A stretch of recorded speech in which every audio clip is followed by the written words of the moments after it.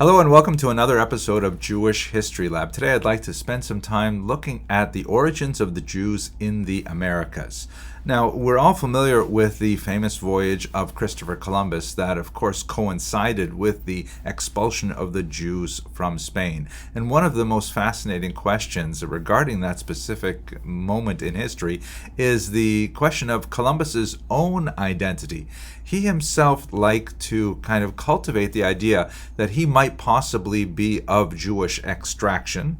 As the great historian Cecil Roth once put it, the mystery regarding Columbus's origins is largely the outcome of his own mendacity.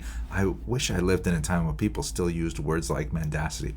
At any rate, and as a result, it is equally impossible to exclude or to confirm the hypothesis that he was descended from a Jewish or ex-Jewish family. He himself liked to, use Jewish phrases from time to time and to have some kind of buried, coded, mysterious things in his signature and elsewhere to suggest that perhaps he was of Jewish origin. He liked to use Jewish phrases from time to time. He liked to, kind of bury coded things in his writings that suggested that perhaps there was a Jewish background. And he famously, for example, pushed off the actual date of departure in order that it should not fall within the inauspicious time of the Jewish calendar, the 9 days that begin at the beginning of the month of Av and end at the 9th of Av. He actually pushed off the departure so that it would not fall within those inauspicious calendar days. But without doubt, Columbus certainly cultivated relationships with many Spanish Jews and conversos. A case in point that well illustrates his relationship with these Spanish Jewish and crypto-Jewish backers was the fact that after he embarked on his great voyage, one of the first letters he sent back were to two Jewish sponsors, Louis de Santagel and Gabriel Sanchez.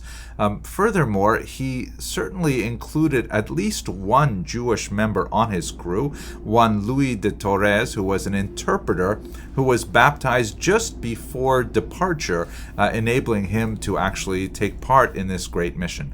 When Columbus landed at Cuba, de Torres was actually one of the very first people to actually set foot on the soil of the New World, the Europeans that is setting foot in the soil of the New World, and he was dispatched by Columbus to the interior of the island to search for gold. Now it happens that he did not find gold, but he did establish very good relations with the indigenous people living there, and he brought back something which would prove to be very profitable indeed. He brought back accounts of how the natives in Cuba like to roll tobacco leaves and then smoke them. So ironically and unfortunately, it was this Jewish individual who played a key role in actually bringing the habit of smoking back to Europe. At any rate, he ended up settling in Cuba, one of the first Jews on the soil of the New World. Perhaps the greatest historian of the Jews of America is Jonathan Sarna, and he points out in one of his works that, quote, the seeds of Judaism sown in mid-17th century colonial Africa fell from plants nurtured in the soil of the Iberian Peninsula. This is an especially important observation because the earliest Jews to arrive in the Americas were essentially refugees from the horrific Spanish and Portuguese inquisitions. Please have a look at this map, which shows the Spanish holdings in blue shades and the Portuguese holdings in green shades. Now, it's important to note that one other place is especially significant for the eventual settlement of Jews in the Americas, and that is independent Calvinist Amsterdam. Amsterdam, of course, was not a Catholic country, it was a Protestant country, and it had a uniquely mercantile approach to the entire endeavor of settling the Americas, which actually favored the Jews because, of course, they had a long association with commerce. Furthermore, the Protestant ethic extended not only to work values but also to a certain degree of toleration of difference, which also was extremely helpful for the Jews. So Jews are settling in Amsterdam. They have a somewhat tenuous situation there, but in general they have tremendous freedoms associated with the expansion of the Dutch West Indies Corporation. If we look here at the Portuguese holdings in what would later become Brazil, the region of Pernambuco is especially important because in 1630, Holland conquered these territories from the Portuguese, and that allowed Jews to openly establish their presence there as believing Jews and not simply as crypto Jews pretending to be Christian living in the region. So we actually have an explosion of Jewish activities in Pernambuco, in particular in the city of Recife, which was home to about 1,200 Jews in the early 17th century. It was a huge number. Of the European population living in that city, Jews constitute 1/3, which is rather remarkable. And they actually established quite a communal settlement there. They had rabbis there, they had a synagogue, and they had 2 schools. I wonder why they had 2 schools. Perhaps one was Hasidish, one was a little more modern. I don't know. Actually, it's kind of funny because normally you would expect them to establish 1 school and 2 synagogues, right? Because you always have to have, as the joke goes, 1 synagogue to pray in and 1 synagogue you wouldn't be caught dead in. At any rate, this experiment, which proved to be very successful for the Jews of Recife, ended in unfortunate tragedy because on January of 1654, the Portuguese recaptured the region, and all of a sudden the Jews found themselves under the control of the Inquisition once again. They were given just 3 months to leave, and the entire Jewish community was dissolved as Jews found other places to live throughout the colonial region, some of them returning back to Europe. Now, this reconquest of Recife in particular meant several things for Jews around the world. First of all, if we go back to Europe, there is a significant push from the Jews of Amsterdam to gain admission to England. We will recall that the Jews were expelled from England in 1290. That was the result of a problem with money lending where the nobility was much too indebted to Jewish moneylenders, and they found it was more expedient to simply expel them forever than to pay back their debts. So the Jews had been formally excluded from England from the 13th century. Under pressure from Amsterdam's Jews on Oliver Cromwell, the ban on Jews entering England was quietly lifted, and actually population in London began to develop, which was very significant. Of course, would have much greater implications later on in history.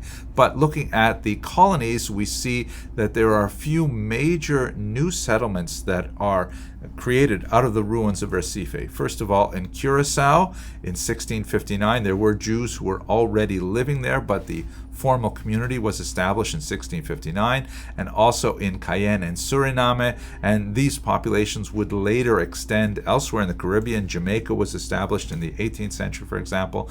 But most significantly, I think, on a demographic level, is the implications of the Jews who made it from Recife to a place called New Amsterdam in 1654. New Amsterdam, of course, is New York, which would be one of the greatest centers of Jewish population throughout the rest of the modern era. Now, there were Jews already living in North America prior to this arrival in 1654, but they were, isolated individuals that, came and went without leaving a lasting impact. For example, one Joachim Gauns, who was a metallurgist and an engineer who was living in Roanoke in 1585. He was actually arrested and accused of blasphemy in 1589, and he didn't leave much of an impression in Roanoke. Another Jew was Solomon Franco, who arrived in Boston in 1649, but he ended up leaving because he could not post bond for himself as a new arrival in the country. So we have just a couple of scattered individual Jewish explorers, no real community development developing until September of 1654, a few months after Recife is dissolved by the Portuguese, where you have 23 impoverished Jewish refugees on a boat called the St. Catherine landing in New York City Harbor, then New Amsterdam. 18 of them, according to one account, were women and children. So small group of bedraggled penniless refugees arriving in New York ended up becoming the nucleus of the mighty Jewish population here. Now, they were met by this man, Peter Stuyvesant, who, I know what you're thinking. You're looking at him and you're saying, wait a minute, are you sure he's not Jewish? I mean, look at that massive, healthy yarmulke that the guy is wearing, right? And I have to say, it kind of looks good on him, but he certainly was not Jewish. And I think perhaps the reason why he wore it, perhaps they're, faith-based or some even fashion statements. But speaking for myself and personally, I have to say that men of a certain age and a certain receding hairline find that a large black yarmulke covers a multitude of sins, if you know what I mean. At any rate, Stuyvesant was himself a deeply religious member of the Dutch Reformed Church. He was a son of a minister, and he himself was an elder in the church, and he was aghast at the idea of admitting Jews to this new colony, which only had 750 people living there at the time. This was not out of character for Stuyvesant. He was intolerant of many other groups. If they weren't Dutch Reformed, then he was not interested in promoting their settlement. He was especially irritated and energized over the Lutherans and would not allow this Christian group to establish a congregation in New York at the time. So when these Jews arrived from Recife, he wrote to his bosses in Amsterdam and said, listen, can we please expel these refugees? They are, to quote from his letters, deceitful, repugnant, hateful enemies, blasphemers, and he basically wanted to have nothing to do with them. But ultimately, Stuyvesant lost to market forces. Jews in Amsterdam put a lot of pressure on the Dutch West India Company to allow the Jews to remain there. They had suffered tremendous losses with their communities in Recife. It should be noted that the Dutch West India Company also included Jews among its shareholders. And so Stuyvesant received a reply that conceded that Jews may not be the most ideal residents, but nevertheless, he was to permit them to live there on the condition that they would take care of their own poor. And that's actually a fascinating kind of point, because this is something that certainly has medieval origins, that the Jews were very focused on building a social support network to make sure that all of the Jewish poor were cared for. They developed a significantly sophisticated level of charitable giving and distribution of alms that prevented Jews from becoming utterly impoverished. But it was underlined in their very first settlement in America that they had to take care of their own poor. And I believe we'll see this repeating itself generationally as new waves of Jewish refugees make their way to American shores, and prior generations of migrants feel the responsibility to make sure that they are cared for. So Stuyvesant was forced to allow the Jews, and lucky for other groups, because Stuyvesant was ultimately forced to grant similar concessions to Quakers and even allow the hated Lutherans to establish a church. He was ultimately removed from office when the territory was ceded to the British in 1664, and New Amsterdam formally became New York.